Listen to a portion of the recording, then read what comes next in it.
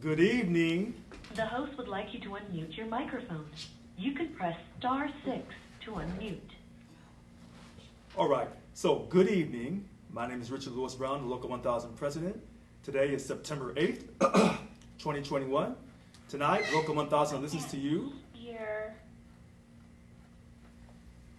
And so, Richard. They can't hear you. yes, They can't hear you.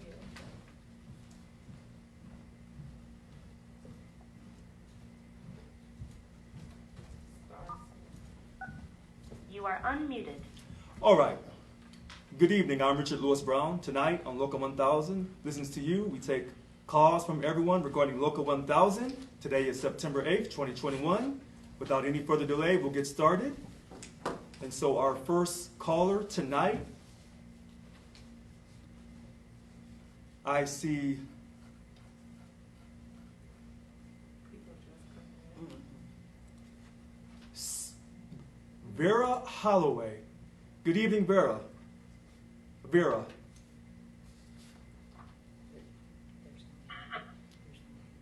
Good evening, Vera Holloway.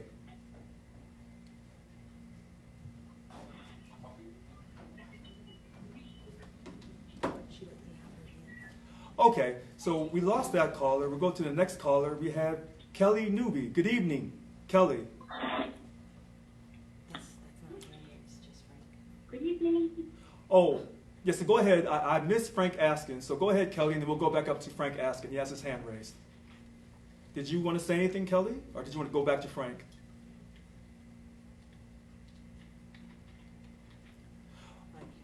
Okay, so we'll go to Frank Askin. He's first in the queue with his hand raised. Good evening, Frank. How are you? I'm doing phenomenal, Richard, and yourself? Doing just great this evening.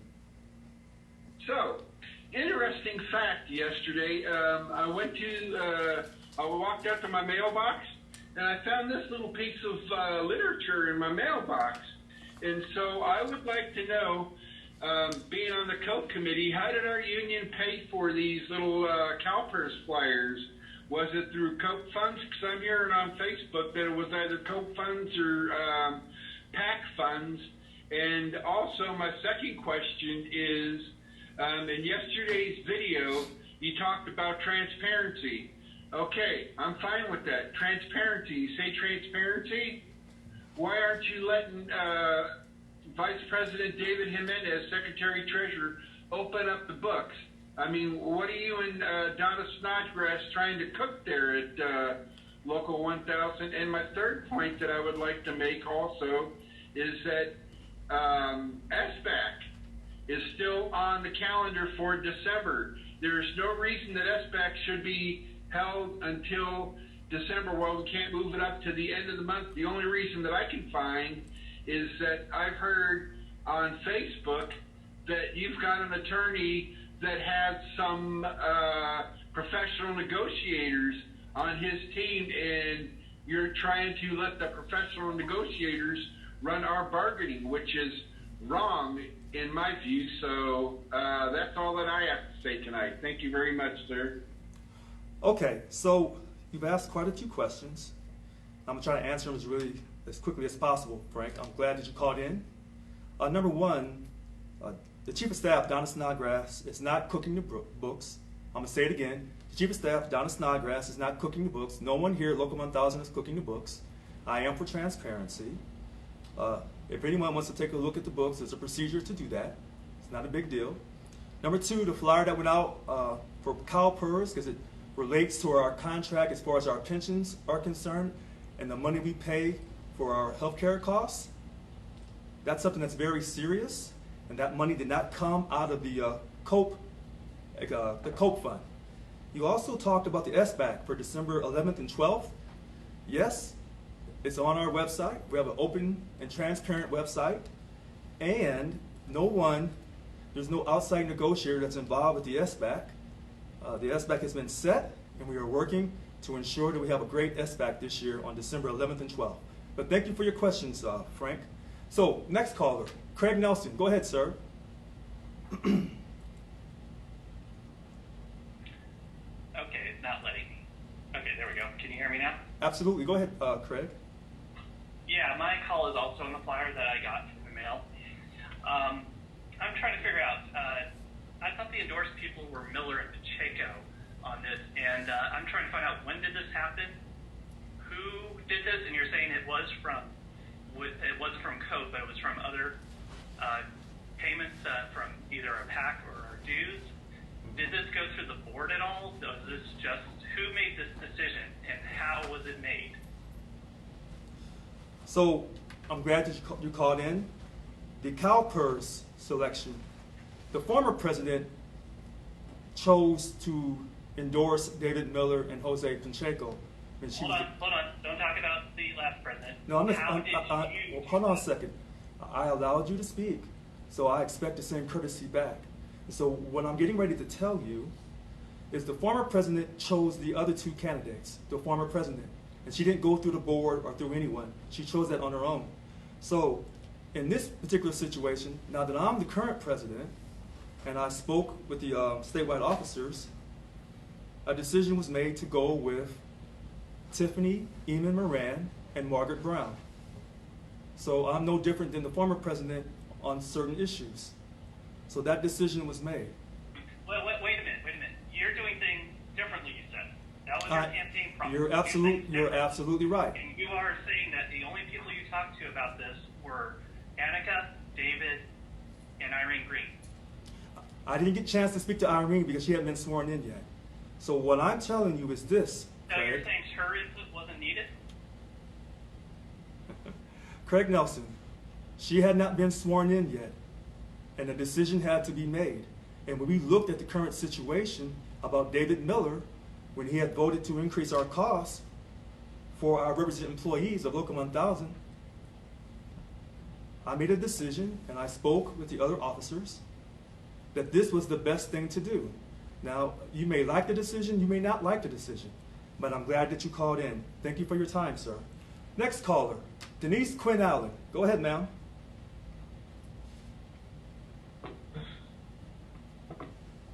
Right. Good evening, Richard. Can you hear me okay now? Yes, I hear you loud and clear. Okay, great. So I just wanted to kind of piggyback on what Craig Nelson was just talking about, as well as Brother Frank. Okay. The decision to go with the two candidates endorsed by the flyer I'm looking at, I'm completely unfamiliar with the two. It lists one as an incumbent. So you were just indicating that there was a committee decision. I'm wondering if you can tell me who were on this committee that made this decision, and why was the board of directors not involved in making that decision? Also, it indicates that it was paid for by Service Employees International Union Local 1000, Keeping California Healthy, Safe and Strong, 1808 14th Street, first floor, Sacramento, which I'm sure you're aware is the SEIU headquarters office. Who is Keeping California Healthy, Safe and Strong? And who were the committee members that were on this committee to change the decision of the SEIU California endorsement for the other candidates? Right. So as the president of Local 1000, I spoke to the statewide officers, Annika Walls and David Jimenez, and a decision was reached before Irene Green took office that this was the right thing to do. And when you look at the voting record of David Miller, you'll see where he voted to increase our costs. That was a decision that was made. Now, I realize that some people may not like the decision, and some people say, well, Richard, you said no politics, but here you are involved in politics. And I've said this repeatedly. When it comes to our pensions, we will be involved. When it comes to the survival of Local 1000, we will be involved. What I have said is we won't be involved in social justice issues. That's what I've said. But thanks for your call, Denise. Next caller, Carolyn Alius. Oh, and one quick thing. What Denise just asked about, because I didn't want to go into the weeds.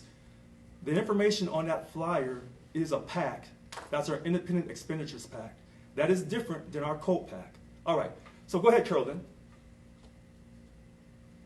Hi, good evening, Richard. I just had a few questions also regarding the flyer that was sent out. Sure. I knew we were supposed to have a you were going to have a little debate with Yes. the CalPERS folks, and I know that there was an illness, so you had to cancel that, right?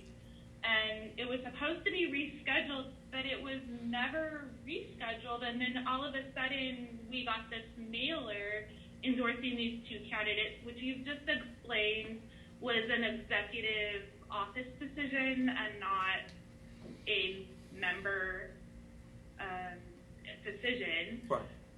So my question is, wasn't your chief of staff the campaign manager for one of the ladies that was being endorsed here? You know what, ceremony? That's a great question. As far as I know, the chief of staff, Donna Snodgrass, has never informed me of anything of that nature. Now, do I know every single thing about every single person that I work with? I do not. Now, as far as the rescheduling of the CalPERS debate, which will be the first time in Local 1000 history, I was unaware of any reschedule. It was unfortunate that we were not able to have that so people could have, seen the candidates come in and talk about these different issues. Some of the candidates have a voting record. In Margaret Brown's case, she voted against this healthcare premium increases. In David Miller's case, he voted for it. So I know people have strong opinions about their children and about paying for health care, and I respect that. And so as a leader of Local 1000, we want to make sure that people understand the difference between these two different races, race A and race B, and about the candidates, the incumbents, and the new candidates. And so that's what we were doing. We were giving you this information. Now, just because Local 1000 sent you a flyer, you are an American. You will make a decision that you feel is best for your family, regardless of what your union informs you about the two candidates. They were, our union was giving you information. Now you can make an informed decision. That's the great thing about living in this country. You're provided endless amounts of information for you to make a choice, because that's your freedom of choice about voting in our great country. All right, thank you for your call.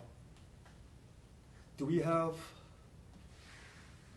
So I see Denise Quinn Allen back on again. Is there anyone before her? Or we can go back to her. Well, we just spoke to Sarah Mooney, though. No, we didn't. Oh, we didn't? Spoke to Carolyn. Oh, forgive me. Okay, so Sarah Mooney, please go ahead. Sarah Mooney. Money. Forgive me, money. Forgive me. I'm so sorry. I thought I had just spoken to you, Sarah, because I had written your name down, but forgive me. Nope, they haven't spoken to me yet. Okay. I am wanting to know what is happening, what is SEIU Local 1000 doing to prevent what seems to be happening to many city and county and employees in other states and the federal government regarding mandated COVID-19 vaccines. I know that we've had the recent thing that the CalHR issued about the mandatory testing and that kind of a thing. I know you had issued a meet and confer letter, and to my knowledge, the state never responded. I really want to know, what's happening so that, employees who either can't get the vaccine or don't want to get the vaccine, that they have rights when it comes to the workplace as well. All right, Sarah Money. I've been asked to not discuss this in great detail. As you know, our union respects people's freedom. And to everyone in our union who've been vaccinated, we say thank you very much. To everyone who believes that they should not be vaccinated and they should not be subjected to the COVID test, we respect your personal freedom. This is a hot button issue. Our stance for Local 1000 hasn't changed. We never pulled out our cease and desist letter. We never pulled out our unfair labor practice against the state of California for not giving us a 30-day notice on this issue. They had over 18 months to work with us. And, not to get off subject, but they had over 18 months to establish permanent telework for all state agencies. And they also had since January to ensure that we got your federal worker, essential worker premium pay for all the hard work and sacrifice that all 100,000 represented employees of Local 1000 has done for this great state to keep us the fourth largest economy on earth. We are still fighting for people's personal freedom to not be vaccinated, but we also want to make sure to those who've been vaccinated, we tell those people a strong thank you. But we're still fighting. We're still trying to work this situation out with the state of California with the help of PERB as the negotiator. All right. So I see Denise Quinn Allen and Frank Askin and Craig Nelson back in the queue. So we'll go back up to Denise, and then we'll work our way down. So go ahead, Denise. Hi, Richard. Thanks for taking my call again. Oh, you're very welcome. I just wanted to ask a couple questions. Some of the previous callers have kind of provoked a couple questions for me. Sure. So I appreciate an answer to some of those questions. You indicated earlier that you and David Jimenez and Annika Walls were the decision makers on creating this endorsement that has been mailed out to all of our members, that you did not seek board approval. Did I misunderstand that? Or No, that is correct, ma'am. I asked basically who was on the committee. Right. So That was my question. it was an executive council decision before Irene Green got sworn in. And Okay. what I had mentioned earlier about the incumbent before me had made the decision without the support of the board at the Okay, SEIU. sir, I'm not interested in talking about Yvonne or anything like Yeah, that. but I have to, but Denise, I have to tell you the prior history and the prior practices of this organization so that I'm fully aware of what the prior practices are. I've been an active union member for a lot of time, and I don't need an explanation of Okay, that. go ahead. I don't think anybody on this call is Okay. interested in talking about prior. What Sounds I'm good. specifically asking is if you Mhm. and David Jimenez and Annika Walls alone made the decision to formally endorse those two particular candidates, are you concerned at all that the flyer specifically states Mhm. on behalf of SEIU Local 1000, but the three of you made that decision on behalf of all of the members? So It what I'm was- concerned about it- is if you could please let me ask my question. Did David sign off on this as our elected treasurer to spend these funds to make these flyers, and how much did this cost our members to endorse these two candidates that you three have chosen alone?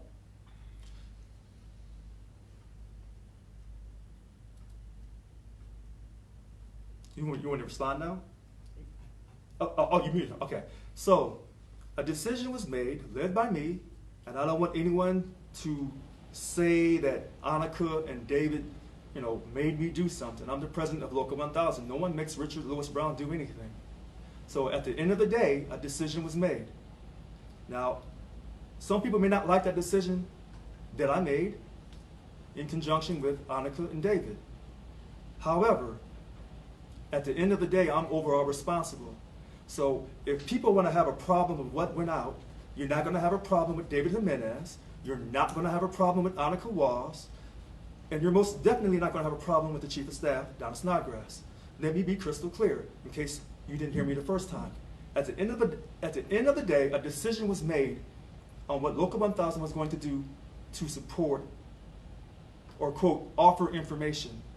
Now, you can look at that flyer and say that we're basically telling you to vote for these two individuals, Margaret Brown and Tiffany Eamon Moran, or you can look at that and say, hey, thanks for giving us the information and giving us more information that we asked for. Now, the executive committee that I sit on, we have this authority to do this. I know some people don't like that decision. I understand this. And when you become the president of Local 1000, you're going to make some decisions. You're going to make some decisions with other people that, quote, the representative employees of Local 1000 are not all going to agree with. I understand that clearly. You asked about the money. The number in my head, I think it is either 25 or 29,000 to mail out those flyers. That's the number in my head. So, I've answered this question 2 or 3 times.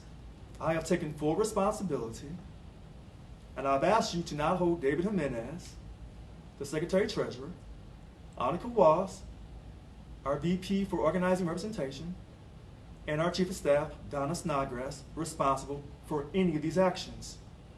I know many people don't like the fact that I won this election and that you're trying to run me out of here. I respect that. But I'm not going anywhere. And this is going to be a fight of a lifetime. Let me say it for you clearly. When you come at me and try to run me out and try to second guess every decision that I made with others or on my own as the president of this local 1000, we're going to have a problem. Going forward, next caller, I see a Amanda Stifler. Good evening, Amanda. Good evening. Can you hear me? Loud and clear. All right. Well, usually I just call and I listen in, but I just had to say something. I definitely respect you. I think that you're doing a fabulous job. What concerns me, though, is I'm hearing a lot of complaining about this money and the CalPERS.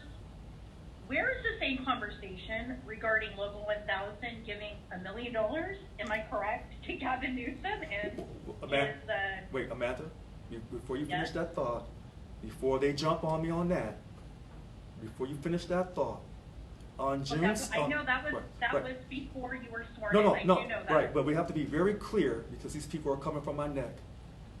We Okay. gave $1 million on June 2nd, not to Gavin Newsom, but to SEIU State Council by emergency vote by the Board of Directors. And I cannot tell you if they surveyed all their people in their different DLCs and bargaining units to make that determination. Go ahead, ma'am. I'm sorry, go ahead.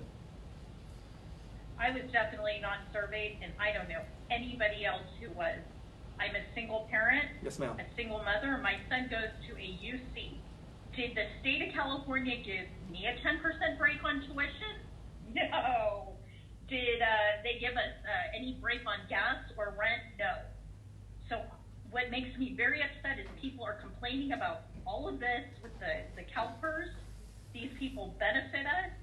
You mentioned something $20,000 compared to $1 million that the union gave without asking its members. I think some of these people should be ashamed of themselves. Thank you. That's all I have to say. Okay, Amanda, thank you for your call in. And so, I see Frank, I see Craig, I see Denise, I see, oh, so we got Denise, so we'll go back to Frank, and then we'll get to Craig and Carolyn. I'll say, go ahead, Frank. Yes, thank you again, Mr. President.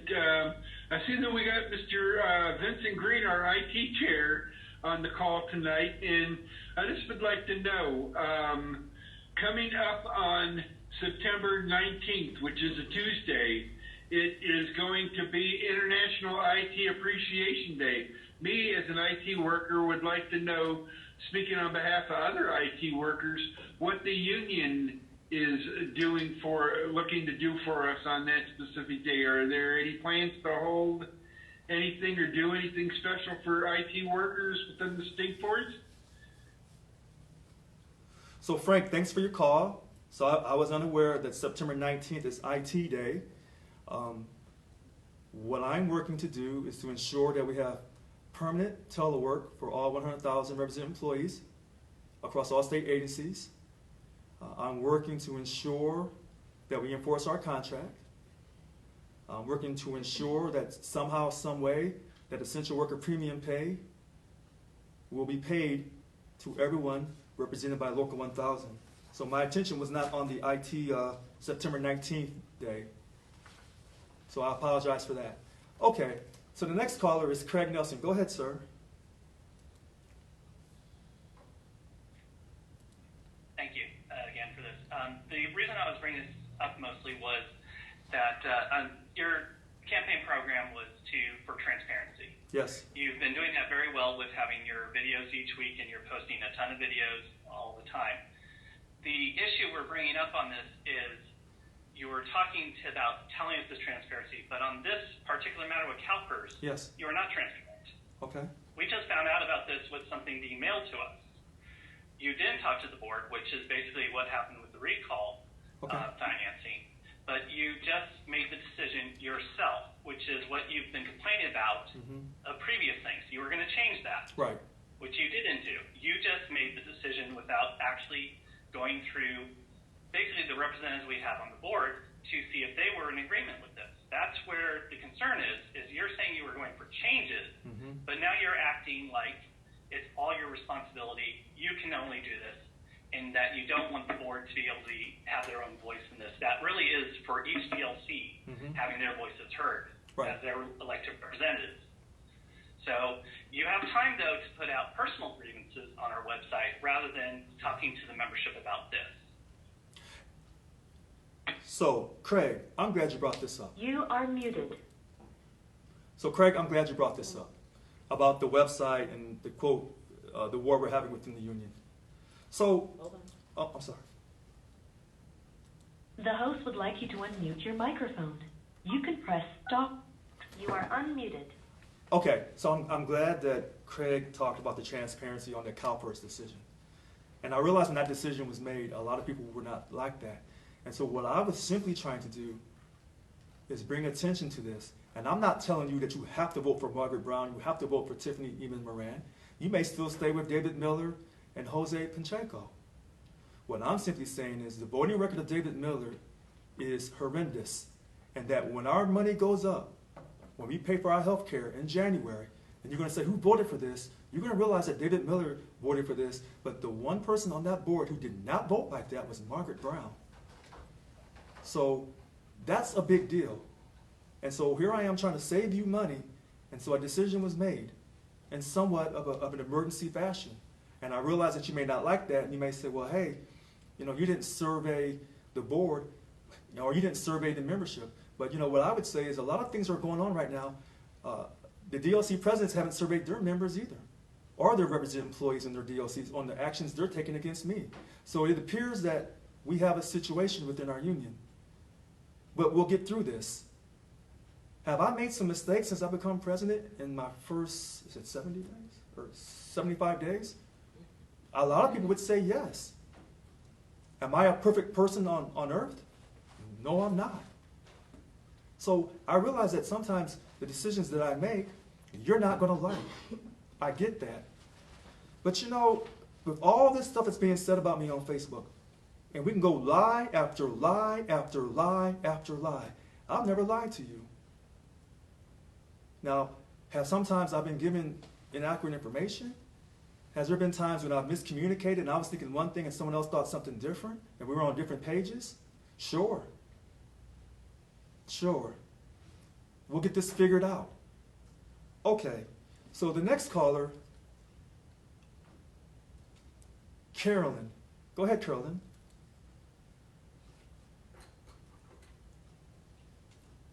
Yes, so I just had a little bit more to add before I was cut off. Oh, I'm sorry. I heard another caller call in and bring up the previous board vote that happened where we gave the $2 million to SEIU State Council. 1 million. 1 million. We gave it to, yeah, 1 million. 1 million. Okay. Okay, I'm sorry. That's my fault. 1 million. And the difference between that and this Yes. is our DLC presidents, they are elected into office to speak on our behalf as the membership. The membership, we vote our DLC presidents into office. Right. And they speak for us at the board level. Okay. So you said you single-handedly decided for the rest of our union who we were going to back. And on the card, it says it is an SEIU Local 1000. Well, that's all of us, and that speaks for all of us. And I mean, it would have been nice if would have allowed the DLC presidents to at least have the vote in order to support this measure rather than for you to make that decision executively on your own. Now, That's all I have to say. oh, okay. If So you- I'm glad you called back. I want to go back to what you said earlier. I didn't answer your question completely. The CalPERS debate that we're supposed to have in August, at the end of August, because of the COVID exposure, we weren't able to do a reschedule. That was that question. Now, I want to go back to what you just said. I worked with David and Annika to make this decision. I worked with 2 other people. But you and I both know, Carolyn, that the pressure comes down to me. It doesn't matter what they say. All this responsibility falls on my head as the president. I was elected by the entire, quote, dues-paying membership. The DLC presidents are only voted on by the particular people of their particular DLC. So when I say I represent the union, I represent the entire dues-paying membership that voted. The DLC presidents are only representing their particular DLC. So there's a certain way of how you look at that.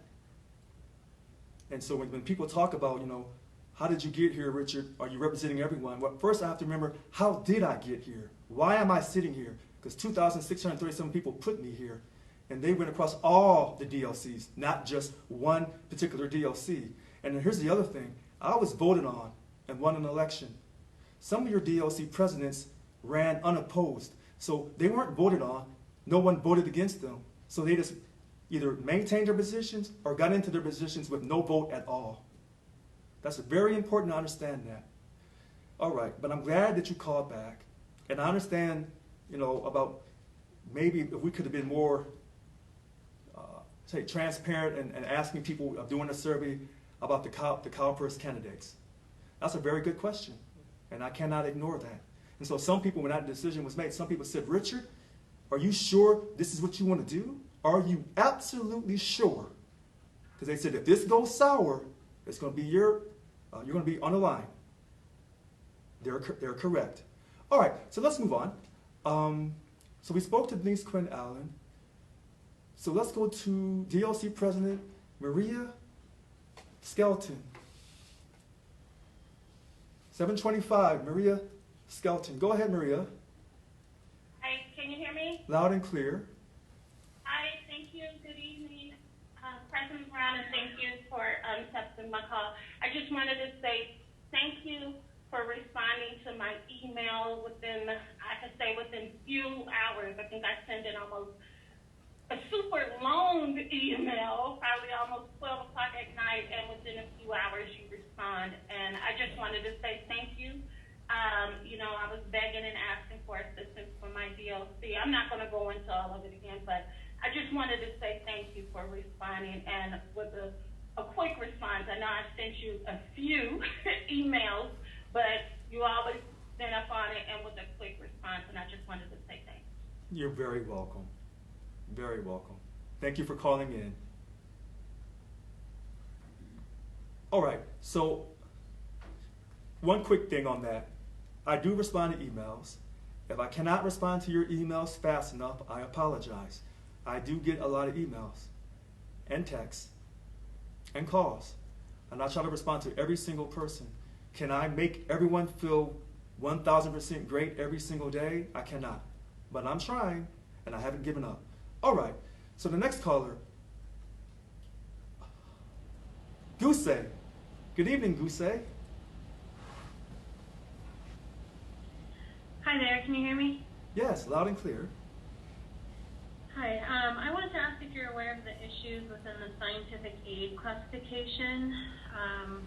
There are many, but just a few. We are only required to have a high school diploma, yet at a minimum we have bachelor's and master's degrees. I have also worked with scientific aides who have their PhDs. We are considered temporary employees, which means absolutely nothing other than that we can be taken advantage of and not given benefits, despite working 40 hours a week. Additionally, we are not seasonal employees. I work every single month of the year. This is my 5th year on the job. I know scientific aides who have made it to 10. I made less than minimum wages as scientific aide for 2 years now, for the first 2 years, and I am barely over My job duties include scuba diving, for which I receive hazard pay. However, I make significantly less hazard pay per day than my full-time counterparts. I'm not risking my life any less than they are. Scientific Aids have designed, managed, and led dive projects and still been paid less hazard pay. It's about $200 less per day. It's a significant amount. Every time I speak with a local 1000 rep, I'm told, oh, well, that's just a part of your classification, or that's not on the bargaining table this year. I've even been told to look for another job rather than help address the issues that we're facing. I love my job and I love working for the state, but it's tough being treated like this year after for Scientific Aids.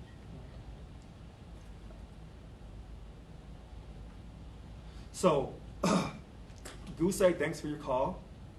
This is a subject that we should really try to rectify in our next contract negotiations. Our current contract expires June 30th, 2023. And so, Goose Egg, I'm going to ask you to hang on and give us a chance to figure this out and see how we can fix this for you in our next contract. We go into negotiations sometime in the spring of 2023. So we have time. So if you'll email me at rlbrown@seiu1000.org with your situation, and maybe you can put down names of other scientific aides that have the same problem as you. And then I can work with our new VP of bargaining, Irene Green, to see about addressing this situation for our next contract. Thank you so much for calling in. All right, I'm gonna try to hang in here a little while longer. My voice is shot tonight. That's why I can't talk loud. All right, so we'll go back to Denise Quinn Allen, and then we'll go to Sarah Money. So go ahead, Denise.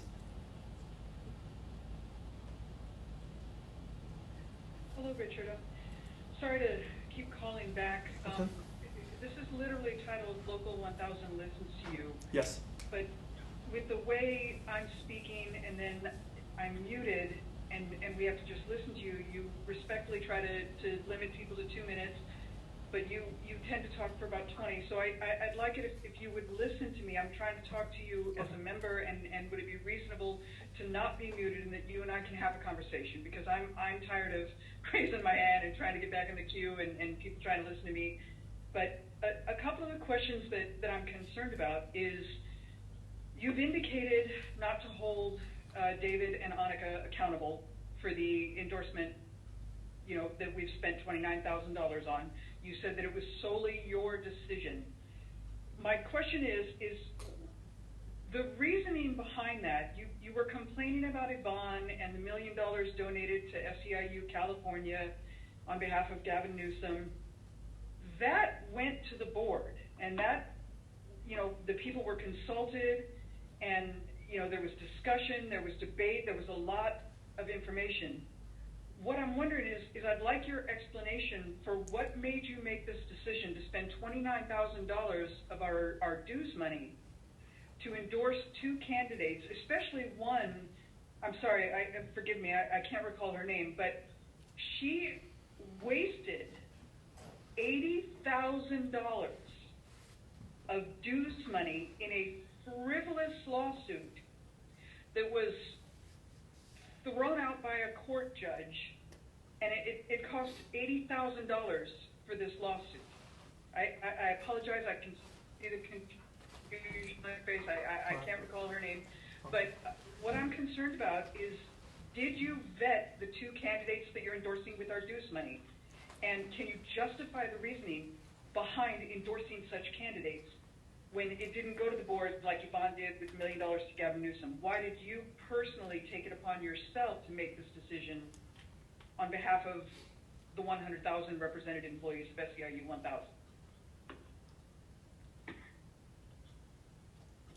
Oh, okay, so I'm glad you called back. The reason why I said don't hold David and Annika responsible is because I brought this issue to them, and therefore a decision was made, but as you know, overall I'm responsible for the decision. I do not know Margaret Brown or Tiffany Eamon Morant no better than I know David Miller and Jose Pacheco, if I'm saying his last name correctly. But their records, for those who are, quote, already on the board, is quite clear. And you can look up, because I'm big on going on the internet, you can look up information about CalPERS and the, quote, war they've had over the years about the different members on the board and their voting decisions. And so I looked at it, and after getting a number of calls from people who kept saying, you keep saying, Richard, we won't be involved in politics. And I say social justice and, you know, partisan politics, and we will not be involved in that. And they said, well, what about our pension? I said, well, wait a minute, that's different. And I've said this on video. When it comes to the pension, that is something that's sacred to all of us. That's very important. And so I was getting these calls. And of course, people I cannot say their names. And they were like, why is our healthcare costs going up? What are you doing as the president of Local 1000 to prevent this? And so I looked into this CalPERS situation. And I said, this is the right thing to do. Did I have time to, quote, survey all 100,000 people? I did not. So I've been under fire since the time I walked up into this office when I was sworn in on June 30th. And so a lot of the decisions that I've made as the president of Local 1000, people have not liked. And so the decision on this CalPERS is a decision that many people I knew would not like, and they would take me to task the way you're doing me tonight. So I'm not mad at you, Denise. I like the fact that you've called several times, and you've expressed your dissatisfaction. And Craig Nelson expressed his dissatisfaction on the lack of transparency, which is what I ran on. And if you notice, I try to do all my videos and all my meetings with Local 1000 out in the open. And I try to do that for the UAW 2350 contract ratification, but the board did not want to do that. So a lot of times when you say, well, hey, you're lacking transparency, when I try to give you total transparency, a lot of people say, get off of Facebook, and we don't want our board meetings being on Zoom. Mr. Brown, I don't mean to cut you off, and I appreciate you not muting me again, you know, because I'd like to have a, you know, listens to you conversation for real.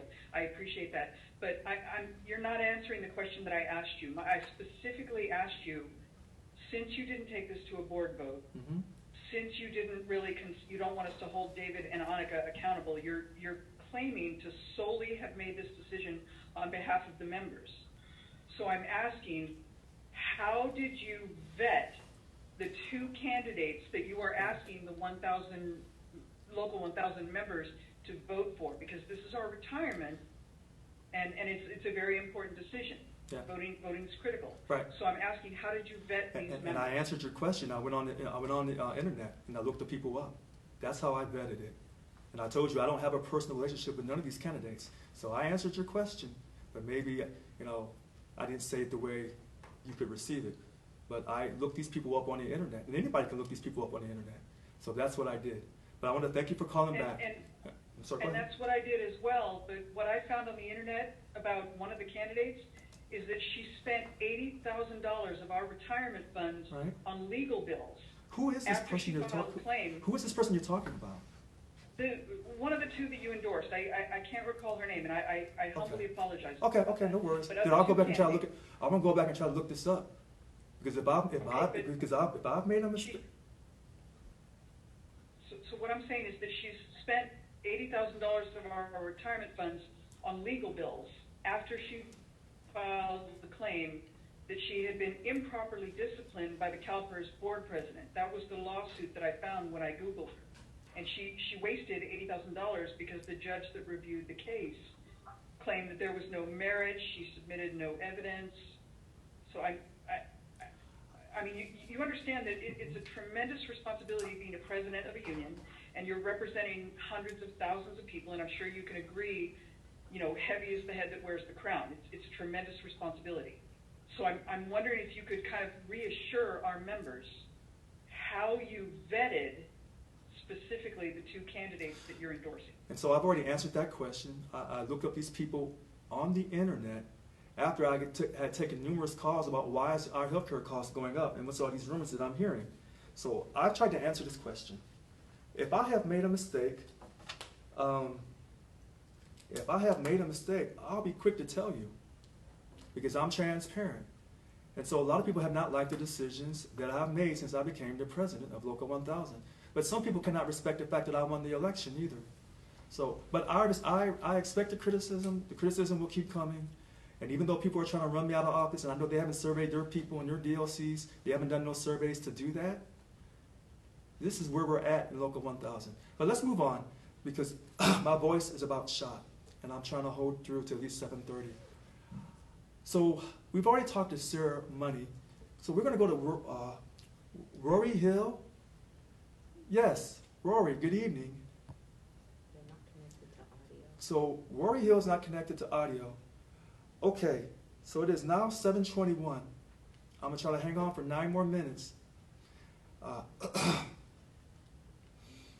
All right, so Rory Hill, okay.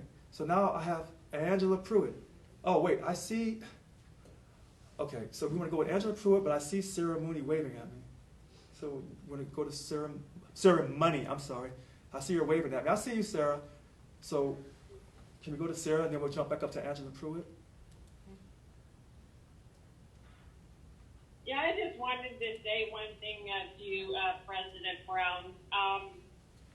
You know, you got a lot of supporters in the union, you know, and unfortunately you've got the haters and the people who, you know, disagree and what have you.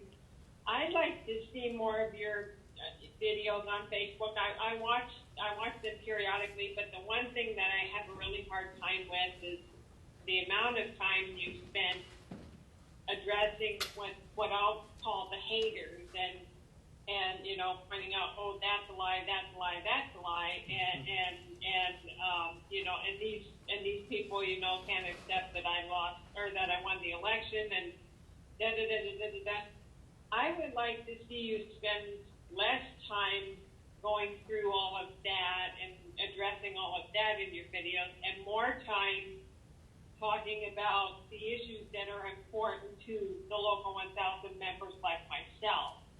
I think that, you know, that yes, sometimes, you know, you need to make a point about something, but at the same time, you know, the haters are going to hate, the disagreeing people are going to disagree and stuff, and I think sometimes the best thing to do is simply to move on and to just go, the best thing you can do is just go on and do the best that you can do because, I mean, there's going to be folks out there in the world who disagree or who don't like you or whatnot, you know, and I think all you're doing is feeding them and feeding, you know, giving them more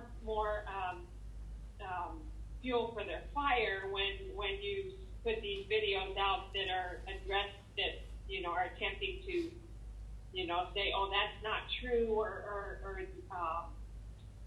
you know, these people don't like me, or whatnot. I mean, that's just my opinion, but that's kind of what I want to say. And you know what, Sarah Money, a lot of people feel like you, and a lot of people want me to address the lies. So it's 2 trains of thought. You say that haters are going to hate. You're right. But you have to address lies in this great country. You have to. You cannot let people just run around and say things about you that are absolutely not true because they're building their narrative so they can remove me from office. You must address the hypocrisy and the evilness along with the lies of people in this union. That must be done while I'm also focused on the issues at hand. So I'm multitasking. That's what I'm doing. So, but I respect your feelings about this, and so thank you for your call. Next caller, Angela Pruitt. Go ahead, Angela.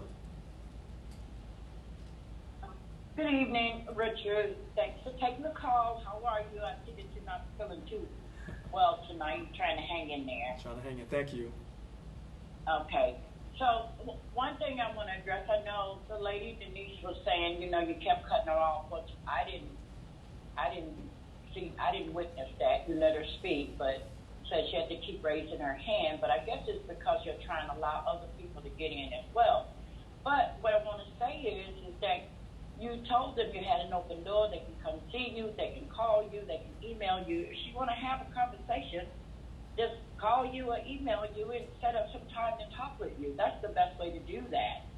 As far as talking about this CAPA thing and you making a decision all by yourself and all of this and that, well, I know at the beginning you had a hard time even getting the board of directors to even come and sit down and talk to you. So I don't know what the big deal is that make it raising all this pain about, that you didn't go with the board and you didn't do this and you said you was going to be transparent. I don't know how much more transparent you can be, but at the end of the day, you're not going to please everybody anyway.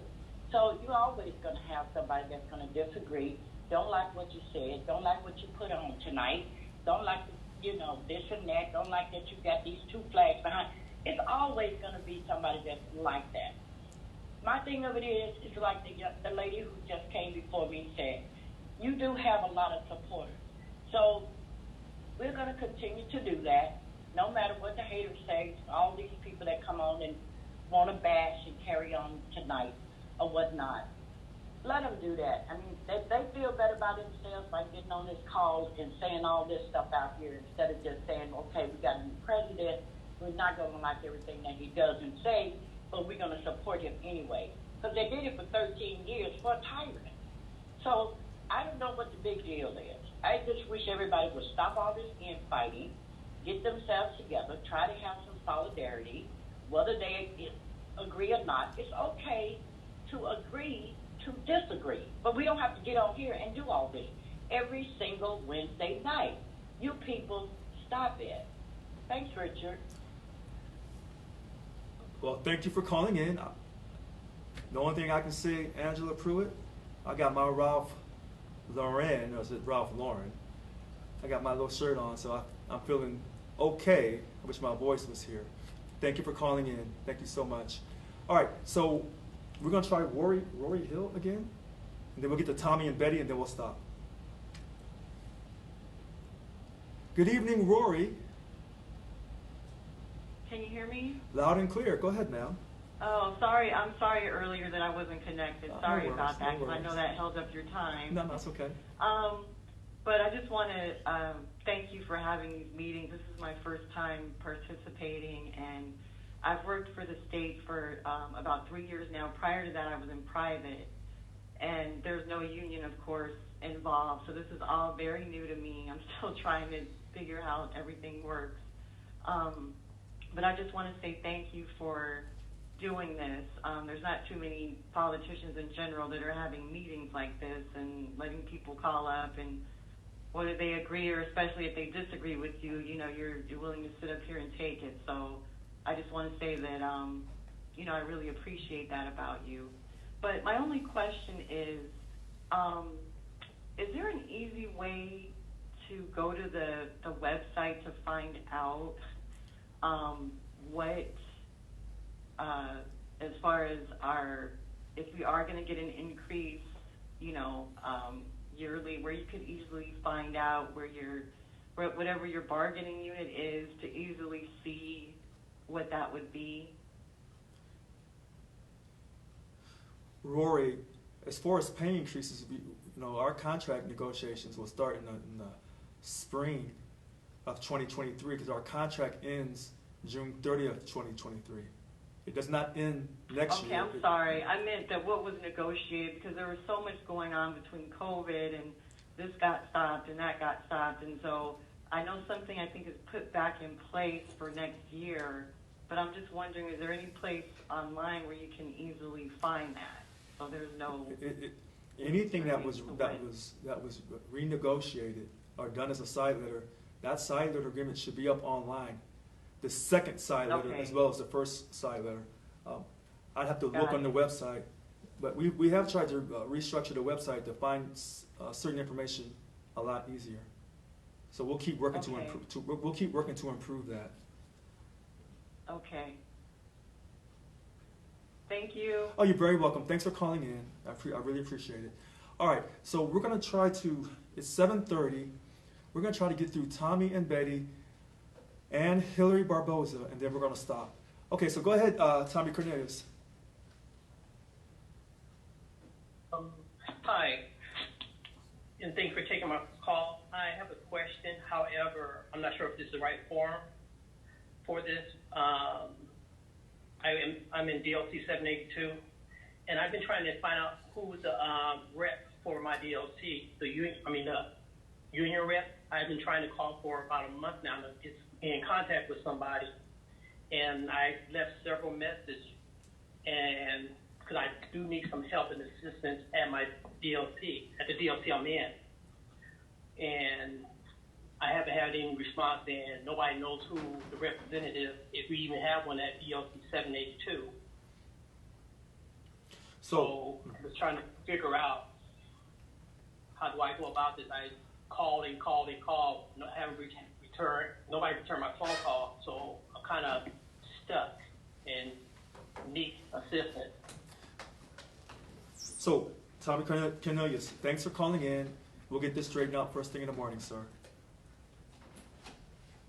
Thank you very much for calling in.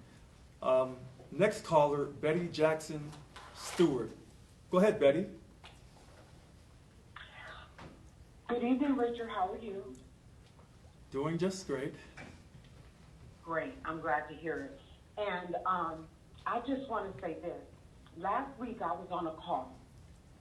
And that call I was on, I was very disappointed because there was something taking place and you wanted to be authentic. You didn't want to hide anything. You wanted to have transparency. And those people voted to have transparency so they could go behind closed doors, and they were representing their constituents, yet it needed to be a secret. And then you have these people on here tonight coming for you like you've stolen a pot of gold. And no one is looking through what you are saying. You stated that you, Annika, and your staff person and your chief of staff person and whomever else decided that you were going to take a stand. And so you made a decision, you took your stand, and you stood by it. And then you sat there and took the accountability on everyone's behalf. Annika, the chief of staff, for everyone. You sat there and took accountability for everyone. And so now they want to nitpick that to death. Good luck with that. You are such a stand-up person. And people don't know what that's like. Because they're not stand-up, they're damn self. You understand? So they're coming at you because they want to catch you slipping and you're not. Any little thing you do. Richard, tomorrow they're going to say you smoking crack because your throat hurts. Anything you do, they nitpick it to death. But last week, when you voted, and I think there were 5 of you, including you, I believe Angela's count was accurate. There were 5 people who agreed to let's do this in the open, let's have transparency. But the sneaky people that are coming for you right now, those are the people who wanted to go in the back room so no one could hear them go against their constituents and fight you all the way as they always do. They only want to pretend to be authentic when they're coming for you in an open forum in front of the world. And what does it take to be that hateful all the time? Those people don't like themselves, Richard. You keep doing what you're doing. I got your back. I am so proud of you, and I'm so proud to tell people that you represent us, that you are the president for us. I'm so proud of you. And please do not let these hateful, ugly people drive you somewhere you do not want to go. That's their problem. Let them fix themselves. It is not your problem. Because where was all that authenticity last week? Oh, so now you want to take all the credit for voting for these people and spending $29,000 and giving away $1 million. It's a great, you can't even put that in the same sentence. So good luck with that BS they have going. And I support you, Richard, 199,000%, and I always will. And thank you for allowing me to speak. Well, Betty, thank you for calling in. Thank you for the encouragement.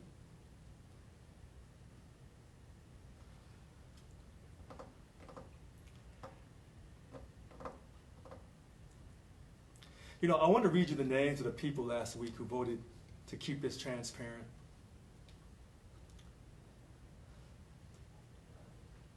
I won't. I want to, but I don't want to put no one on the spot. But I really want to read their names. I do. But I'm trying to work with the board. I'm doing the very best I can. All right, so the last caller is Hillary Barboza. Hillary, go ahead, please. Hi, Richard. Thank you for taking my call. Oh, you're very Appreciate welcome. it. You're very welcome. I apologize that this was already addressed earlier. I'm kind of jumping in late here. But we have a situation at my workplace where we were notified that an employee was recently tested positive for COVID. And what was left out of the email that we got is whether the employee possibly had any close contact with anyone in the office. Yes, we're wearing masks. A lot of us aren't vaccinated, but we're all still touching the same equipment, files, and whatnot. No, we're not asking for an employee's name. Of course not. That's private information. But don't you think that we have a fundamental right, folks, and given like a couple of hours to go get tested or even put on telework status for like 7 to 10 days to quarantine? So some of us, we have vulnerable people at home, and other employees have their own health issues. So I'm wondering what the union's opinion is on that. So I don't know. Thank you. Oh, you're very welcome, Hillary. Thanks for calling in.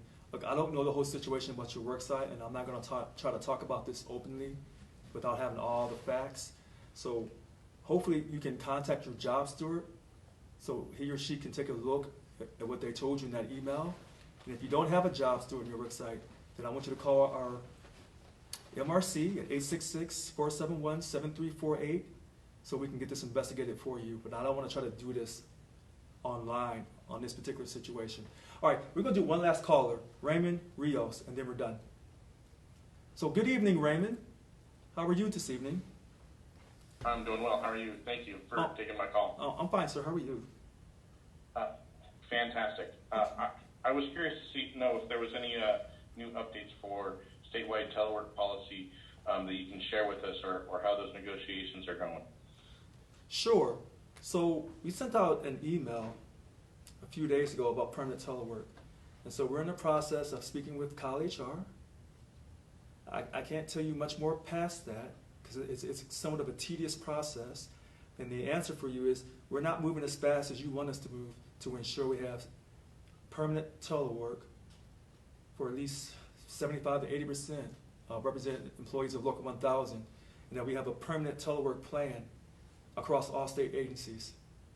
So I know that's not what you want to hear, but we are talking with CalHR, and we have conversations scheduled hopefully later this month. But we are still in efforts to get permanent telework for all state agencies. And we're trying to go through all the different loopholes, and it's going to take us a second to do. So we're kind of behind the ball, and I wish we could have gotten this started a few months ago when I first took office. All right, this is the last caller, and then we have to stop. Fontaine McCrary. So go ahead, ma'am. Go ahead, Fontaine. Thank you so much for taking my call. Can you hear me? Oh, yes, loud and clear, ma'am. Okay. I'm not calling to talk about the politics. I'm not calling about none of that. No issue that I would like to address with SEIU.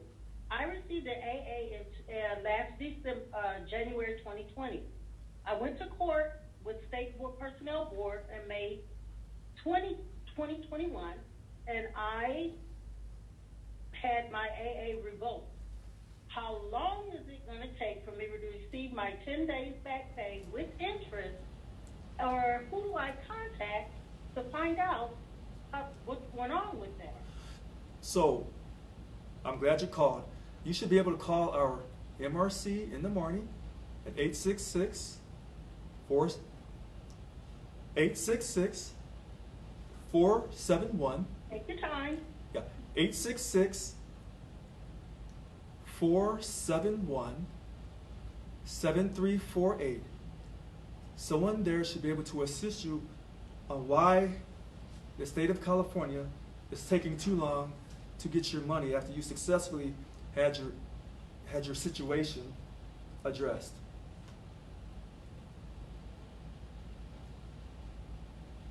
I have called the MRC, and to no avail. I have not received.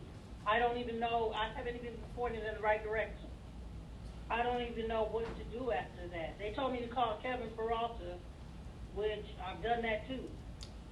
So text me at 408-207-2339. Okay, wait, I'm writing I'm sorry. that down. Okay. Okay. So I want you to text me at 408-207-2339.